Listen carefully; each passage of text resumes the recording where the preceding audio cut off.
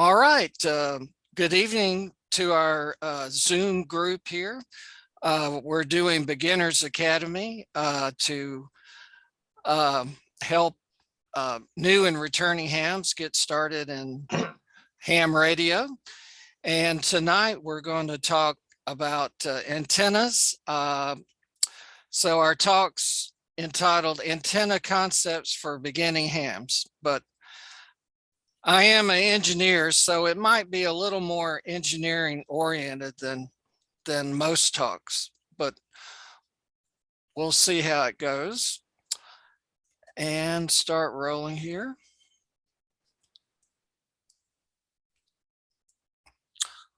Okay, the goals for tonight is to review concepts that apply to all antennas, help you to be less susceptible to advertising hype, and hopefully help you avoid buying an expensive dummy load antenna. All right, I'm going to start with electromagnetic waves. We have a little diagram here, and it turns out that James Maxwell came up with Maxwell's equations, which basically describe electromagnetic waves before anybody knew about radio or anything like that. So he came up with it mathematically, and then Hertz actually demonstrated it. But it turns out that a EM wave has a magnetic field and electric field that are 90 degrees apart. And that's going to be important for polarization that we'll talk about. And you know, who would have thought this up, right? It's just, I guess God did it, and boy, it's something else. So, and in fact, electromagnetic radiation is part of our lives from A to Z, and the lower wavelengths are used with radio. When you get into microwave range, your microwave oven and radar and infrared, basically heat, you know, transmits heat from the sun.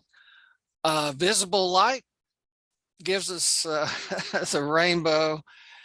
Ultraviolet can be bad for your skin. And of course, X-rays and gamma rays. So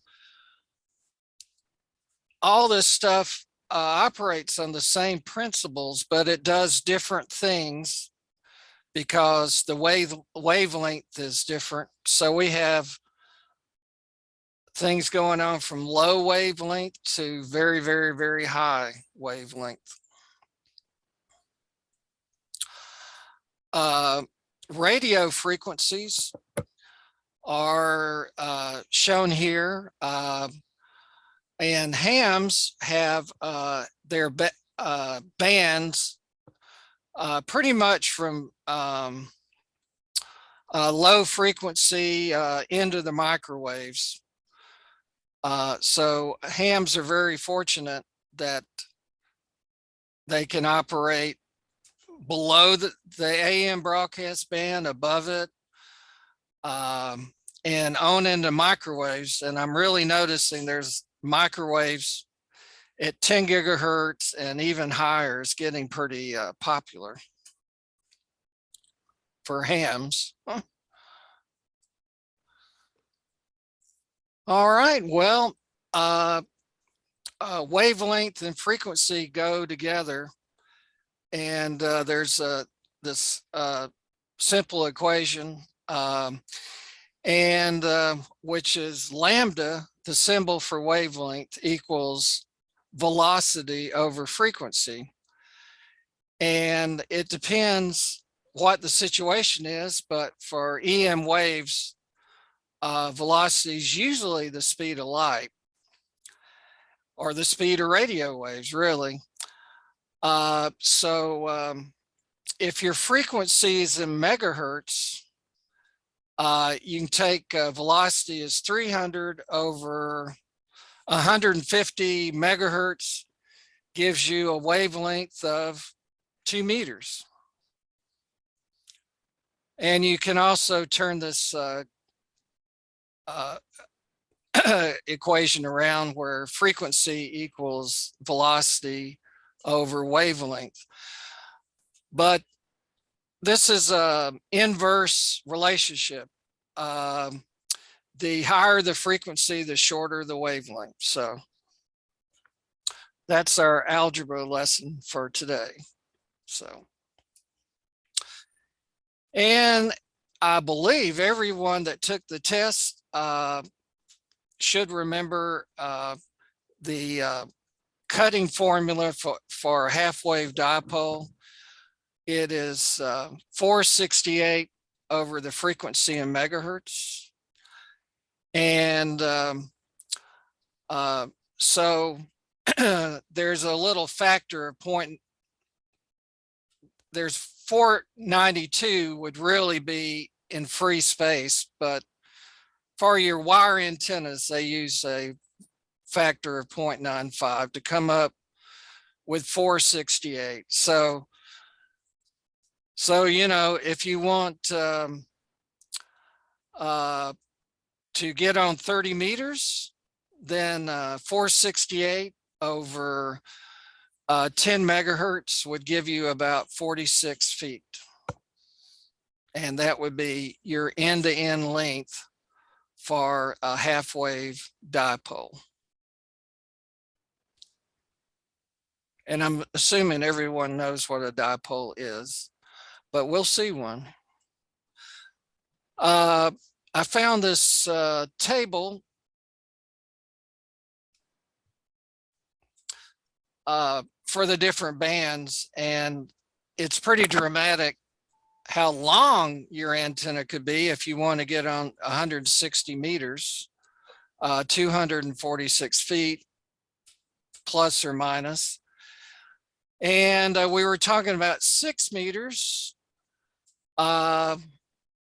It's only 9 feet. So likewise, 10 meters is 16 feet. So since the higher bands are opening up now, you can, you might have, you can pretty much have a short antenna. This target height, I guess there's an ideal height for a dipole antenna, and it's basically a half wavelength. And you can see on 160 meters, it's 311 feet. So we're probably never going to get there. And even for 40 meters, 83 feet. Well, don't worry about this too much, because very few of us have antennas at that ideal height, but nevertheless, they work well. Anyway, I've used a 40-meter antenna at 10 feet off the ground, and it has worked very well for me.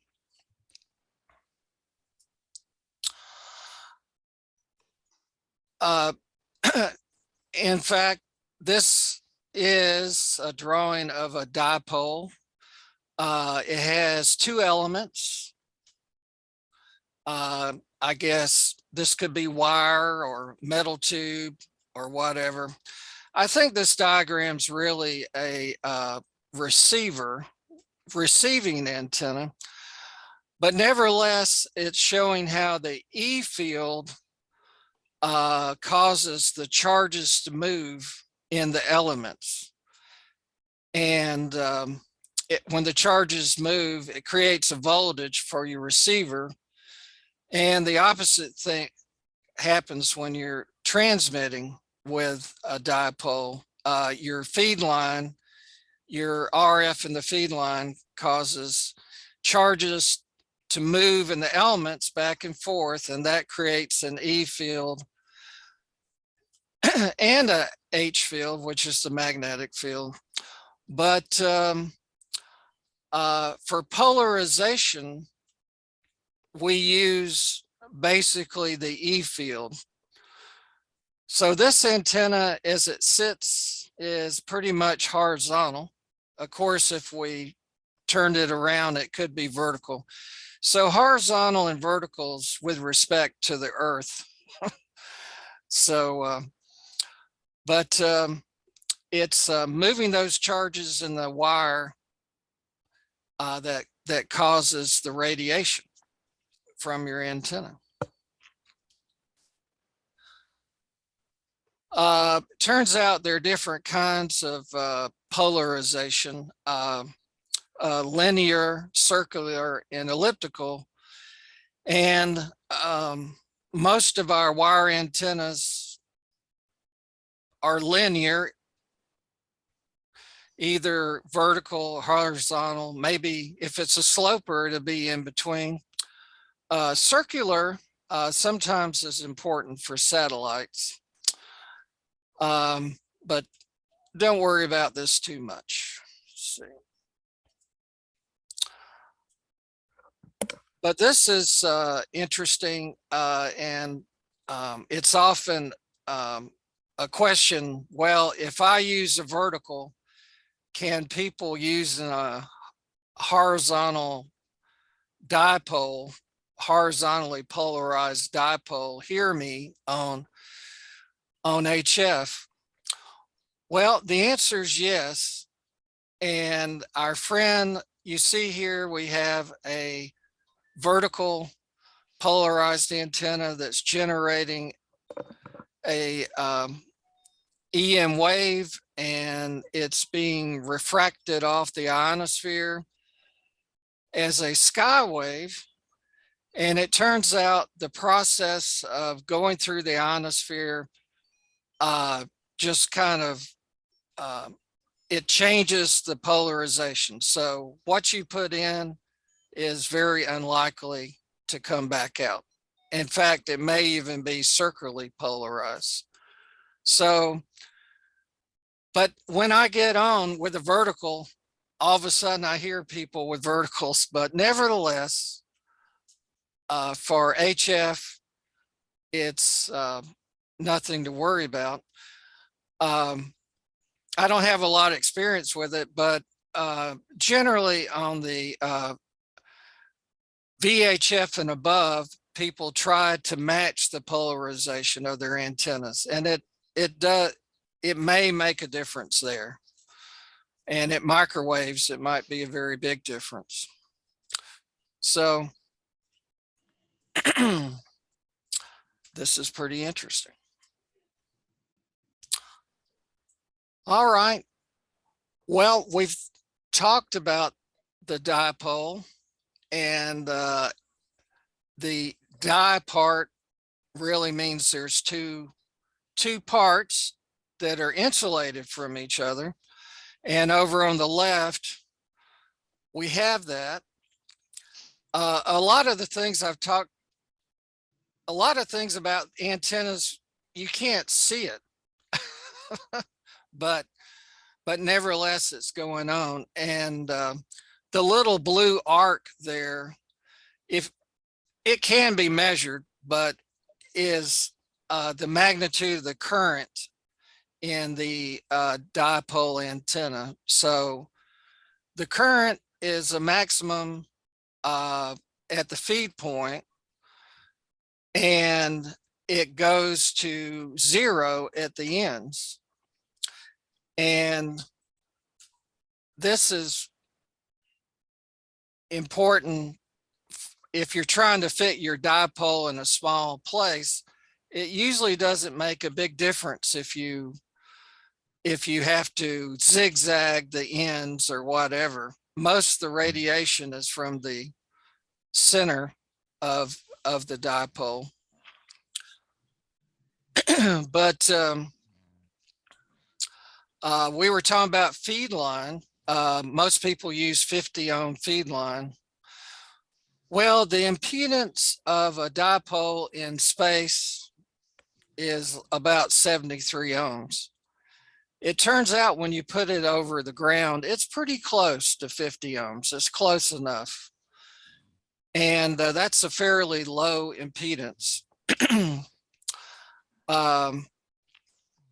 At the ends of the antenna, the impedance is very high. So impedance is basically voltage over current. So the voltage is very high at the ends of the antenna. And in the center, the voltage is fairly low. If you're putting something in the attic, you do want to use insulators if it's a half-wave dipole on the end, because you can get pretty high voltage there and it might start a fire.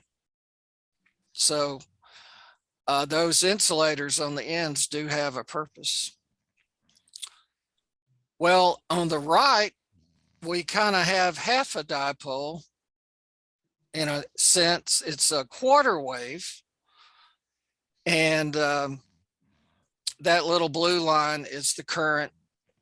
So most of the current's down at the bottom near the ground. So sometimes it's good to elevate your vertical.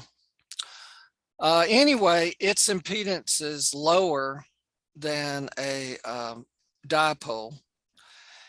And you still have to have two sides. And so you have the radiating element, and then you can have an earth ground or you can have radials. And it turns out if you have two radials, the current in them will actually cancel out. And so this is some things that's going on in your antenna that you might not realize because you can't see it.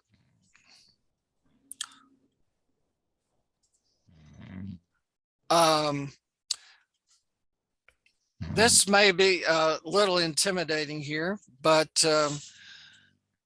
this is a vertical radiation pattern. So antennas have a pattern, and this is showing that a dipole, unless it is pretty high, is going to have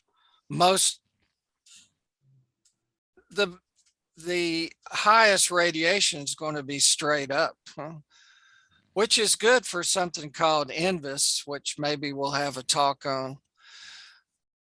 But of these curves, there's one at 0.4 lambda, and that's that height where the dipole,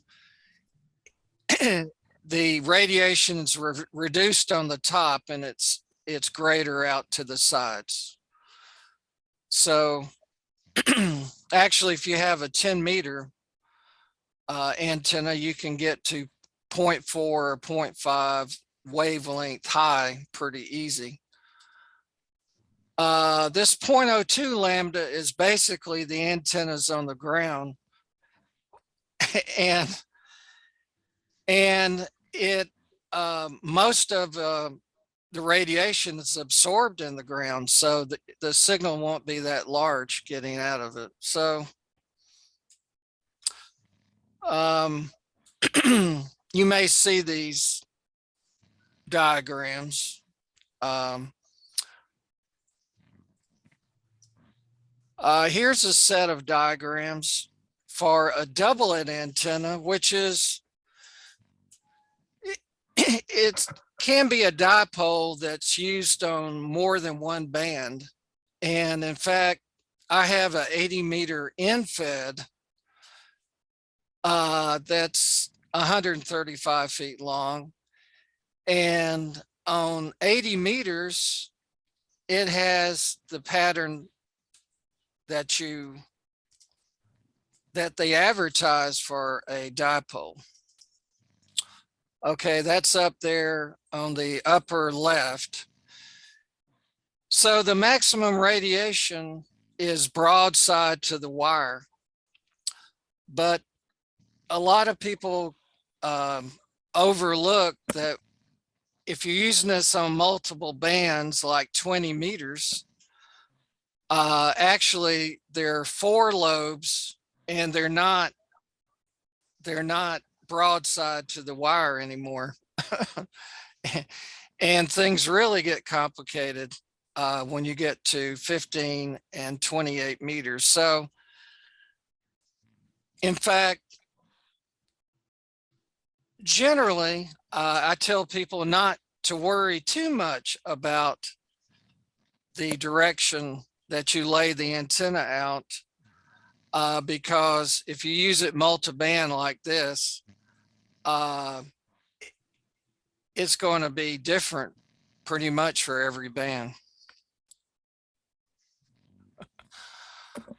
All right, well, all this good patterns and impedances and all this,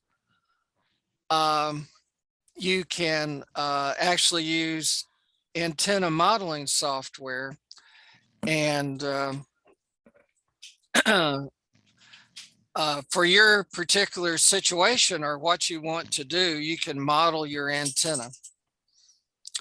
And it turns out that this software, you used to have to purchase, in particular, I'm talking about EasyNEC, EasyNEC, but now it's free because the author of that software has retired, and it's basically given it to us hams.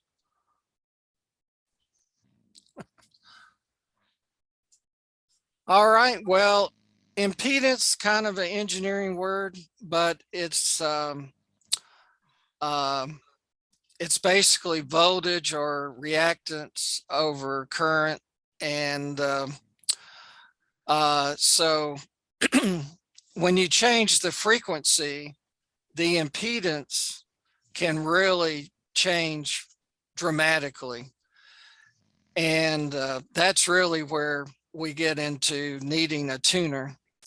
Unless we operate at the frequency that it's designed for, then the impedance is resistive, and it may be, 70, 50 ohms, or even 100 ohms, but it's usually easy to match to your radio.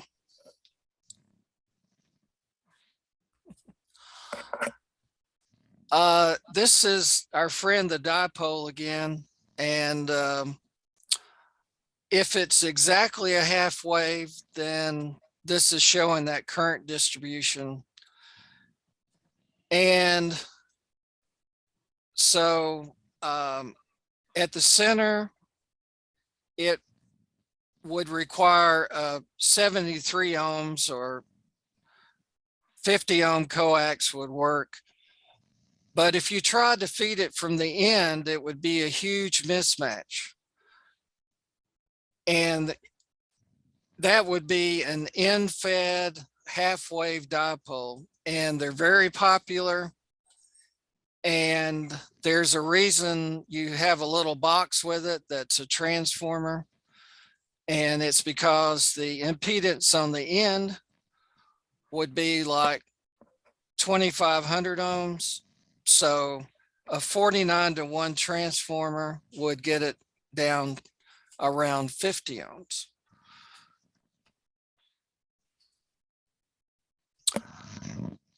Okay, radiation resistance. The point of all this is your antenna will radiate based on how long it is, the geometry, and so forth. And there's this thing called radiation resistance. So it puts so much power goes into putting out the RF and so that's not hugely important, except if you have loss in the system, then a lot of loss would cause your antenna to be very inefficient. Okay. A dipole or a quarter wave vertical generally is pretty efficient, particularly a dipole. So it's really a great antenna. Now, what happens when you make antennas shorter, the radiation resistance goes down, so they become less efficient. So a little antenna is just not going, it's working against you the smaller you make it. So you shouldn't expect big miracles from small antennas, although I use some small antennas. Turns out for a dipole, you can make it about half size and use a tuner, and it still will work pretty well. Most of you heard the term SWR and standing wave ratio. They usually say voltage standing wave ratio, but turns out your antenna has an impedance as well as your feed line.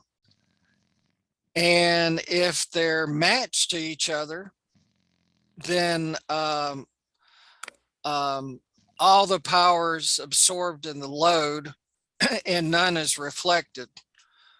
But when you have a mismatch, it sets up a reflection going back the other way of reflected power. And your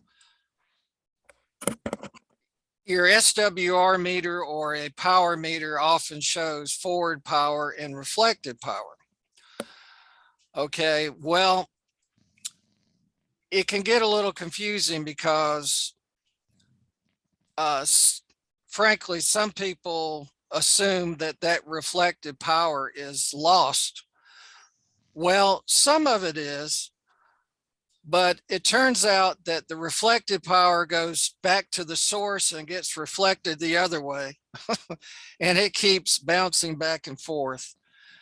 And, but the fact that you have reflected power, it increases the voltage and the current at points in the feed line, and the feed line will be more lossy. And so if you have a long feed line with a high SWR, particularly at higher frequencies, you are going to lose some power.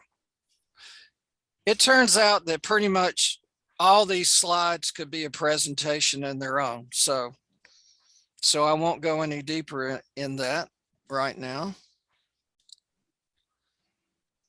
You might point out the loss of power shows up in heat in your feed line and heat inside your radio, enough to burn up your tubes or your transistor. It could. And also I was using an antenna system that had a transformer, and I put my hand on the transformer and it was pretty hot.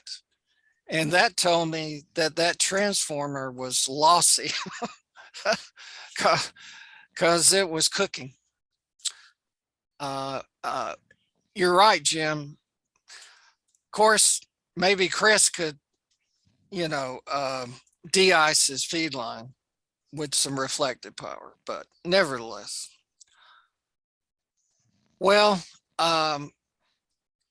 the world is pretty straightforward when you have half-wave dipoles. It doesn't require anything special. You may want to put a balun at the center to convert from unbalanced to balanced. But when you get into multiband antennas, tuners, traps, and transformers are usually involved. Well, these devices aren't perfect and they can introduce loss. So sometimes someone will try to sell you a very cute little baby little transformer and say it works. Well, it does work, but it may be very lossy. So yeah, anytime, yeah, let me mention, anytime you put a man-made device in series with your antenna system, you are going to have loss because we have never been able to make anything that is 100% efficient. So you're always going to lose something if you go to a one-to-one balance. You're going to lose something. yep. So and another thing, well, particularly a feed line, if it is lossy, and there's calculators online to tell you how lossy it might be, but it will actually make your SWR look better. In fact, you can try your HF antenna on 2 meters and it will have a great SWR. But the reason the SWR is good is because there's no reflected power because it's getting eat up in the feed line. So some antennas have great SWR, but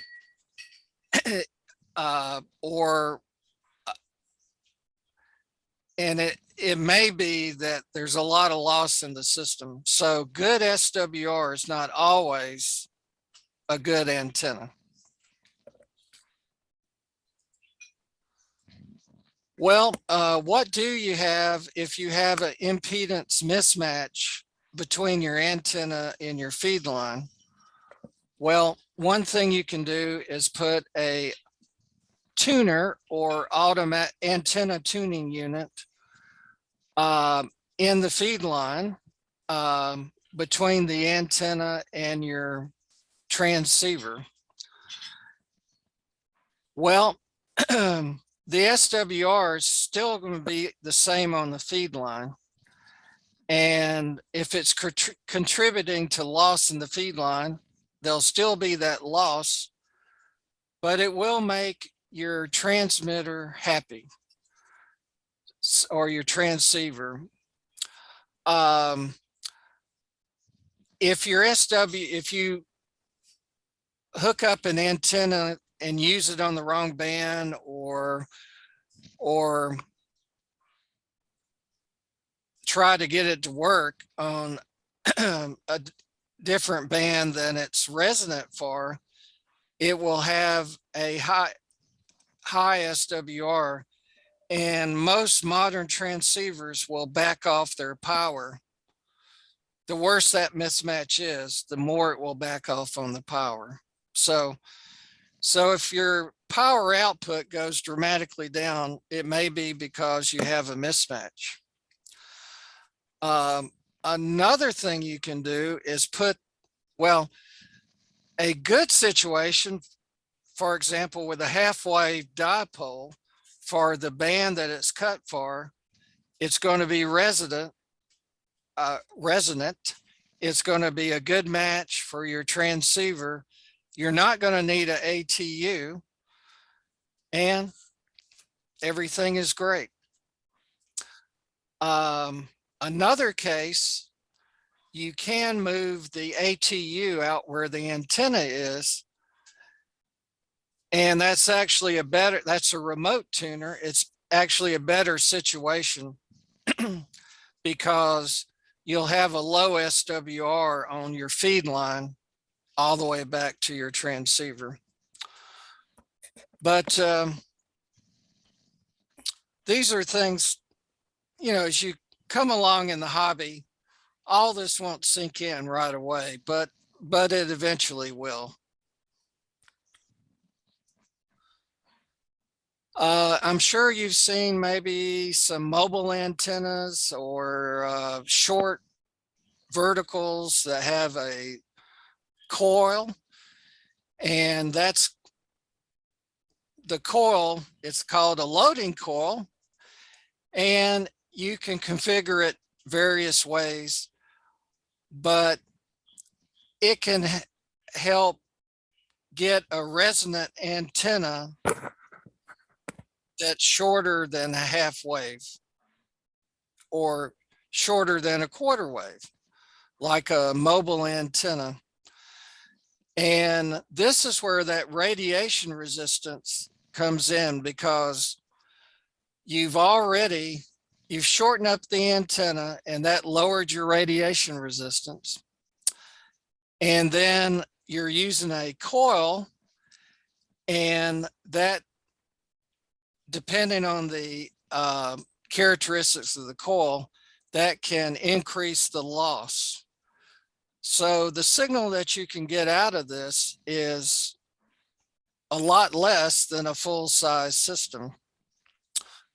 But nevertheless, people do this with mobile antennas and still have a lot of fun with it. But so with antennas, there's a lot of tricks to play. And one is using loading coils. The other, these little hats on these antennas are adding capacitance at the end. So this is something you might run into.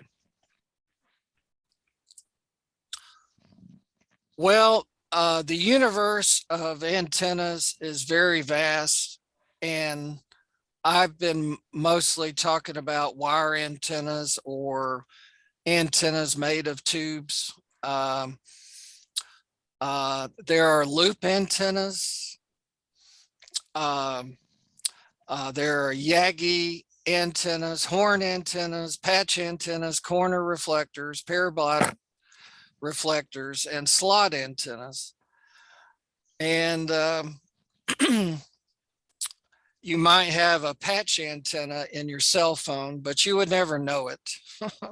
So the more exotic antennas here are usually used at very high frequencies. But the Yagi is used by hams, and we're going to talk more about that. So popular antennas, see, you thumb through QST or get on DX Engineering or Gigaparts, and they'll sell you anything. However, the center fed dipole is certainly an easy do-it-yourself project, and everything you need is at Home Depot or Lowe's, because those insulators, you can use PVC pipe, and they have the wire. Of course, you'll need some coax.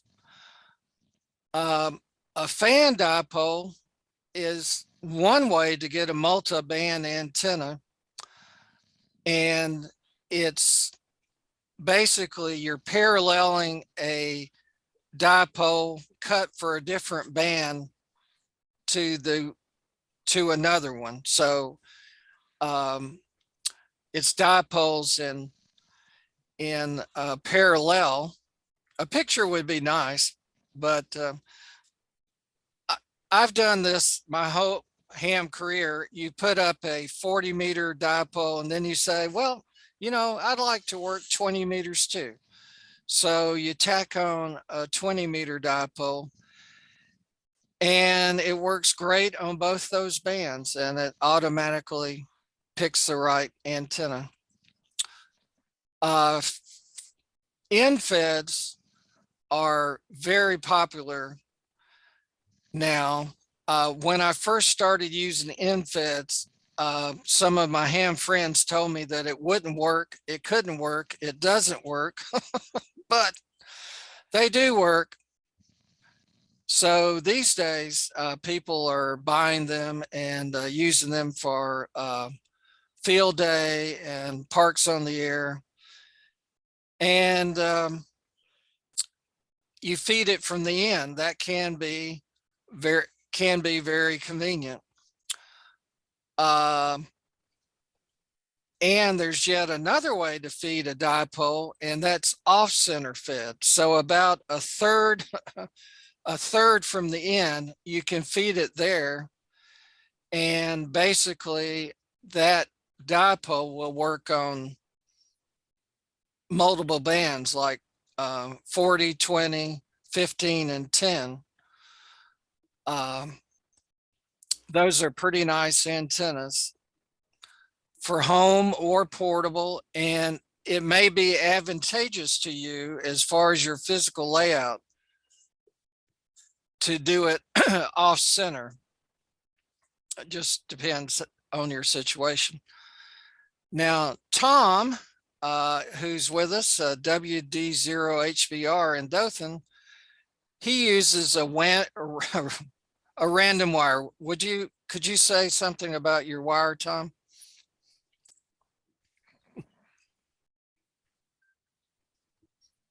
Tom. Well, anyway, Tom uses about a 30-foot wire, about 10 feet off the ground, and it works great for him. He does use a tuner. He's also put a similar wire in an attic and makes a lot of contacts. And it was basically just some scrap wire that he found, and only using QRP about 10 watts. Are you with us, Tom? Okay. Loops. Well, if you really want to get carried away, you can do a sky loop, which will be maybe a 500-foot wire going all the way around your property. Get it as high as you can, but that would be a multi-band system. But that's pretty involved to put up and maintain, but some hams really love it. In our Beginners Academy, we've talked about magnetic loops, building those yourself. It's very doable, and they're very small and portable. So actually, and Chris, his favorite are verticals, which is basically that quarter wave antenna with a wire radial, 2 radials of a quarter wave. But anyway, the list of antennas is endless, but these are popular ones, particularly for HF.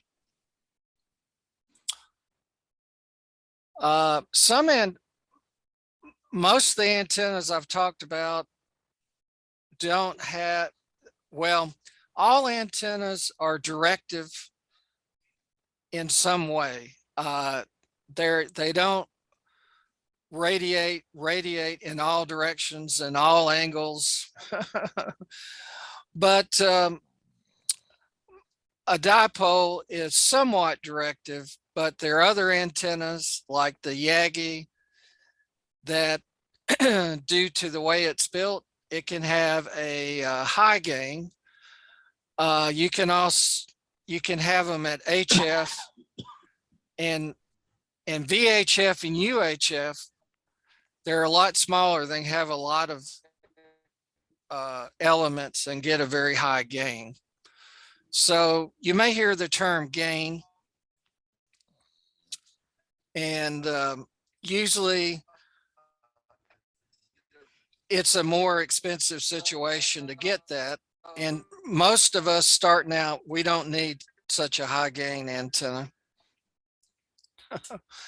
But if you wanted one, you could use a Yagi. And here's kind of an illustration of a Yagi. These would be aluminum tubes or something.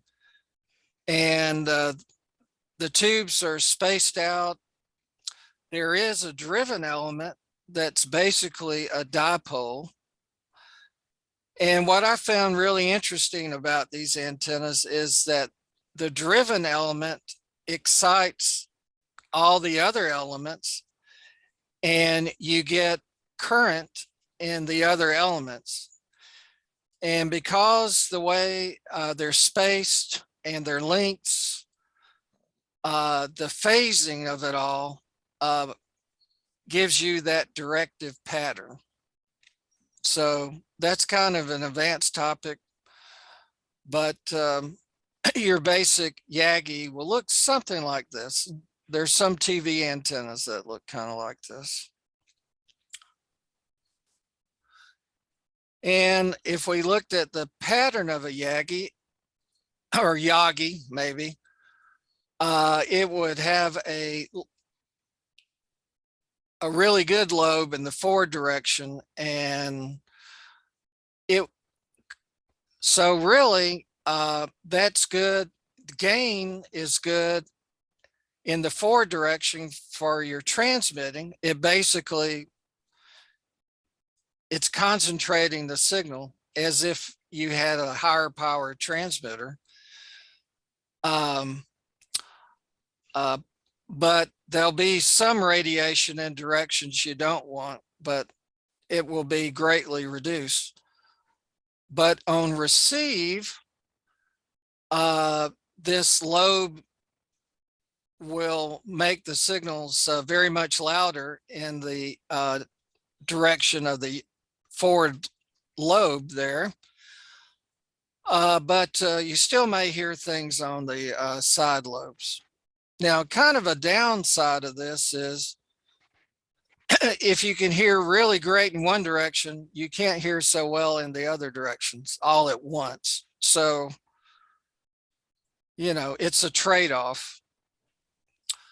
But if you're a big DXer, or, you know, you may want this kind of system, but you're probably going to pay for it. But there's a way to get this on the cheap, and it's called a Hex Beam. Okay. We've used them at the club. A lot of club members have Hex Beams. They're for HF. It is, it can be multi-band, and it's a little difficult to see, but it's actually sort of like it has a driven element and it has a reflector. And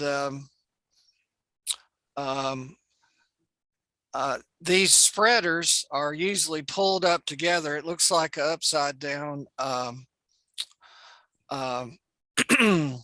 umbrella, but you can nest what the wires are different lengths for each band because they're different wavelengths, but they can all be nested in this situation here.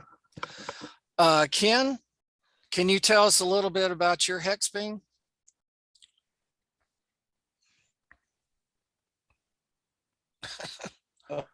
Oh, I had to. Yeah, I have a KIO Hex Beam made by a guy up in Birmingham, and I've been using it for about 5 years, and I can go from 6 meters to 20 meters with six different bands. Essentially all the bands from 20 meters up to 6, and it is very slightly directional. You need to be sort of pointed somewhere in the direction of. I mean, you can hear somebody off the backside to get a good signal, but you're better off to be pointing generally in the direction where the other station is located. And I've got about a 30-40 foot tower with a rotor on mine. These are not very height sensitive. Some people have set them on a sawhorse on the ground and whatever, or put them up on just a extendable pole or whatever. They're very convenient to erect and to use, you know, compared to say having a great big old tower and a multi-beam type antenna. But I have worked stations all over the world with this antenna, and I really Yeah. like it. Well, it's probably not going to be your first antenna, but if you have the room and desire for one, it's can be had without, you know, a big expense. And actually, the club has used one designed by him in Pensacola, but his son manufactures hex beams down around Panama City.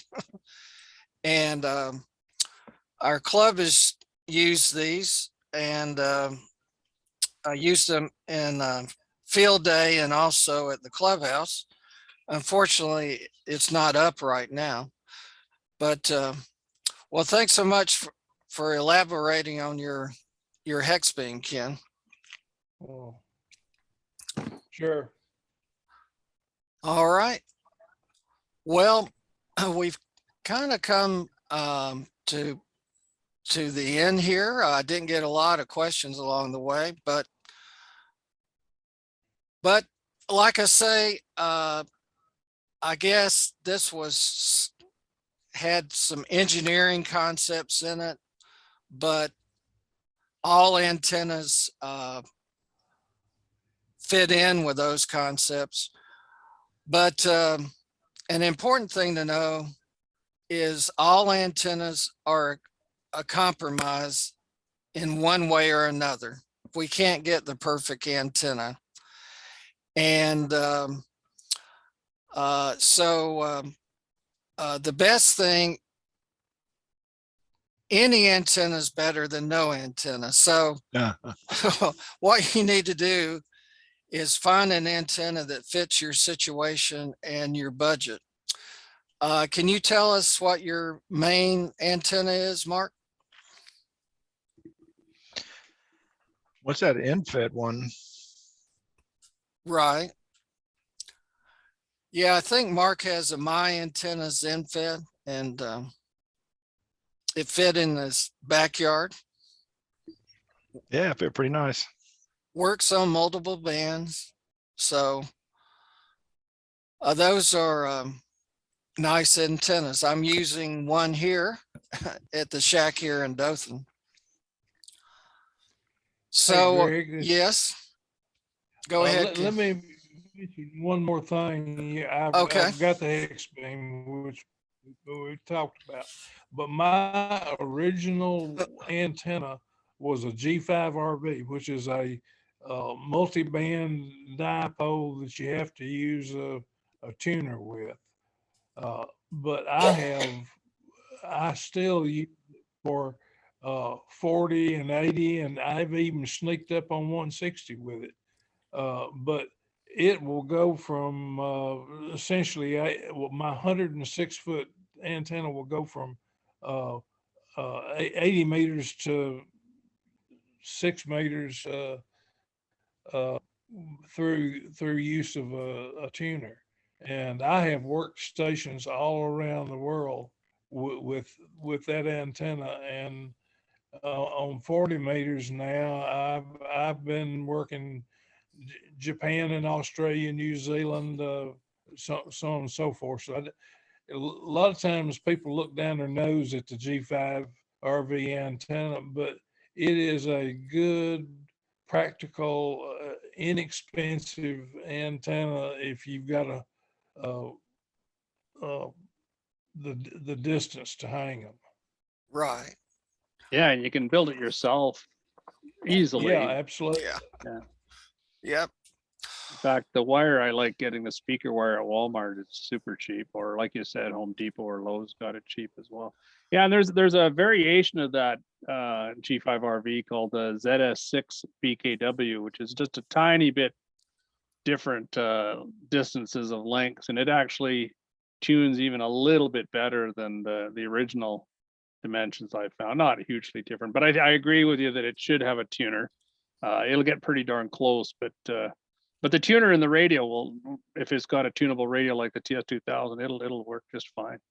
It's a great. We used to do that on field day all the time. The old G5RV. I got 2 or 3 of them kicking around here and there and everywhere. I haven't got any up right now, but great antenna. Right. Thanks, Chris. I came up with this. I call the half wave dipole and the quarter wave vertical the gold standard. So, you know, it turns out they're the simplest antennas if you have the room, and it depends what band you're trying to use. The higher frequency, the shorter they are. But anyway, a half wave dipole is very efficient. It doesn't require a tuner, and it's going to work well for you, and you can build it yourself. So like Ken said, I wouldn't look down at a half wave dipole, particularly for your first antenna. And then you can add a parallel dipole and get it working on 2 or 3 bands. So I've used fan dipoles on field days for most of my life. But as always, get on the air and make some contacts. And it turns out that you don't have to have the greatest antenna to do that. So don't obsess too much about your antenna. Of course, choose an active band for the time of day or the spot in the solar cycle. And you might try to get on the air and you can't do anything. Well, it's not you. It's the sun has burped and has created a blackout, or it's really created a geomagnetic storm. And there are those days, and you may not realize that you just happen to be in one of those. So if you're having trouble, it may be due to other factors than your rig or your antenna. And always, yes. And that can happen mid-conversation sometimes, almost mid-sentence sometimes. Been there, done that. Yep. And the bands are changing. You can start talking to somebody and then they'll just fade out. In fact, fading is called QSB for Q codes. And well, you know, if it were a telephone line or on your phone, it wouldn't be interesting, but on HF, it's always interesting. So, but your little wire may get you a contact to Australia or Japan if you stick with it long enough. So use some patience. Or to Brazil on 6 meters. Or to, that's right. That's right. I didn't, it's like, a little shocking, eh? Yeah, it's 4,900 miles. Yeah. Were you surprised when it happened? Yeah. Yeah. There were several Brazil stations on there at one time. And the next slide, things to do. Number 1, get a grasp of a resonant half wave dipole or a quarter wave vertical by building one and tuning it for lowest SWR. Now, not everybody follows that advice, but will certainly give you some feedback on that you're doing it right and you understand how to build a half-wave dipole. It's really simple. And when you build it, make it a little longer than the formula, and then start trimming it to get a reasonable SWR. And really anything under 2-to-1 is going to work fine with your radio, but you can get a little lower if you keep working on it. But don't cut off too much because it's hard to put back on. Also, you know, if you really want to dig into antennas, consider reading some of the antenna books. Don't get one of those engineering books. Get one for practical ham radio antennas. ARRL has them, and a lot of authors have those. And then if you're inquisitive or want to get more scientific about it, you can try a antenna modeling program.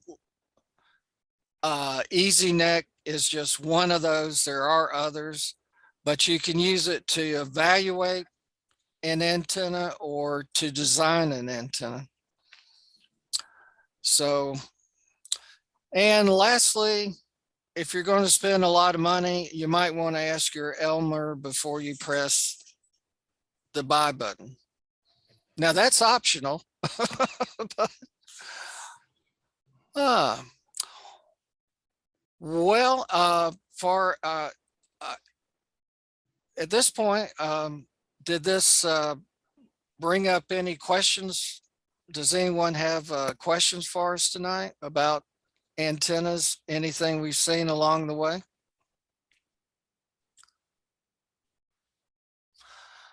How about our mentors? Is there some additional advice you might have?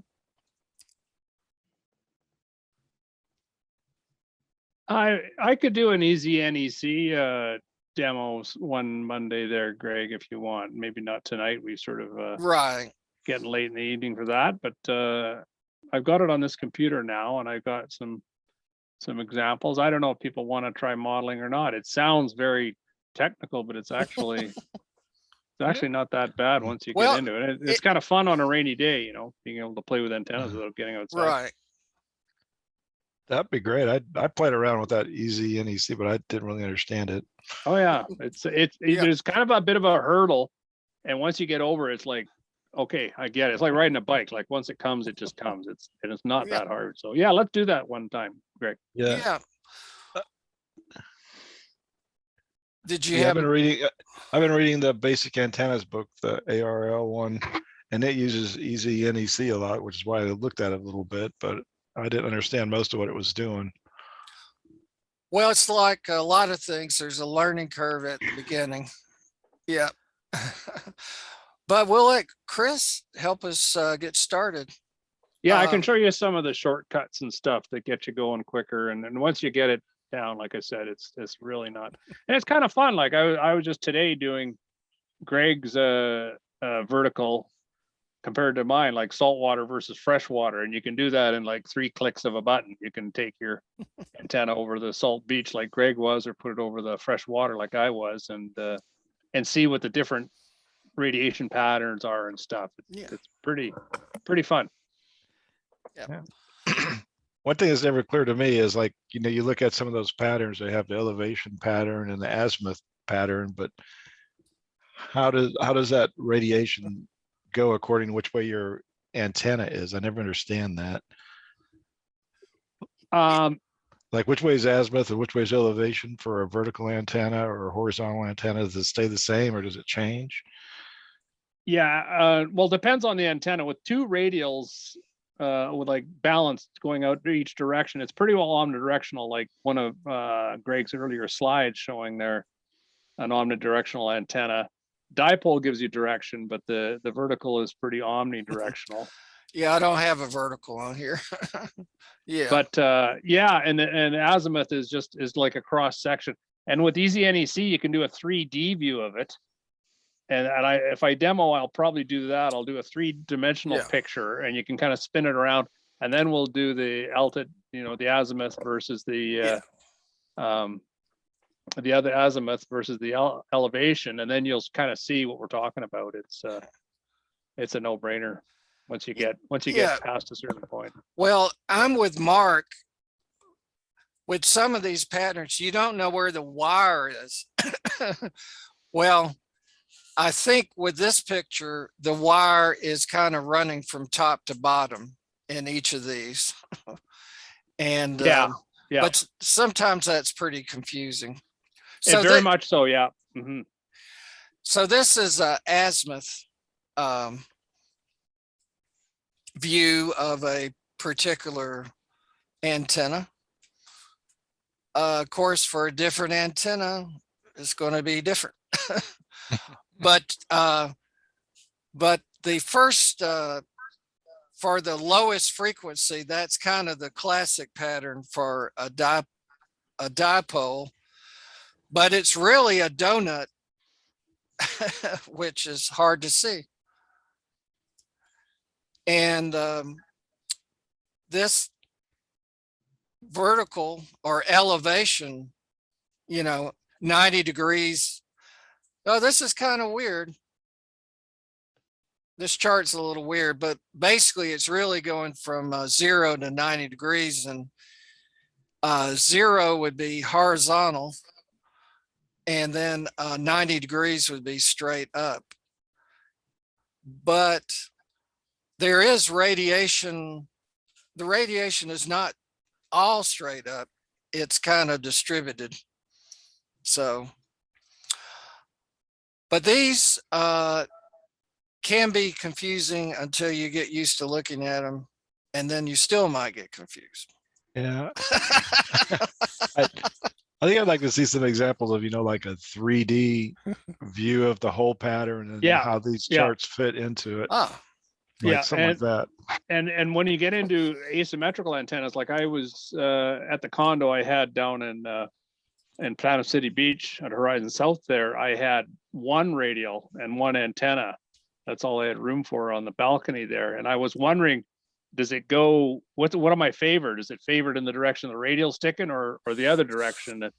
And it is a bit confusing setting it up, but once you get, actually what's good is to do an antenna, how it works, see what the pattern is, and then you can transfer that to one that you're experimenting with. It's not too tricky. You'll catch on quick, I think. Well, it's a fun program, and it's free now. Yeah. Well, it was free, but it was limited before. Now it's unlimited. You can use as many segments and wires you want. You can get the pro version for free. Yeah. And if you bought it, too bad. But I downloaded it for free. I still don't feel like a pro. Now, what surprised me is I thought all development had stopped. So I put it on my laptop not too long ago, and it was 6 point something. And I did it today on my on this computer that I'm on here, my radio computer, and it's 7.01 or something like that now. So they've done an improvement, Greg, just recently, which I thought it had been all shut down. But, well, that's good then. Yeah. If they're not using, if that was what developing, which one would people be using then? There are other modeling programs, are there not, Greg? Like that's just kind of one of the more popular ones. There are 3 or 4. Mm-hmm. They're actually all based on some code that was written really by the government, I believe, but it just didn't have any user-friendly interface. And so various developers have taken that underlying code and made it user-friendly or more user-friendly. And there's little variations between them all. Yeah. So I appreciate everyone sticking through this. I think as a lot of these talks are probably too long, but I appreciate your patience, and I'm glad we came up with ideas for future talks. And so the antenna modeling will fit right in and give you another look at these ideas and how you can be the creator of anything you like antenna wise. All right. Thanks, Greg. You're welcome. Yeah, that was good. Yeah, thanks, Greg.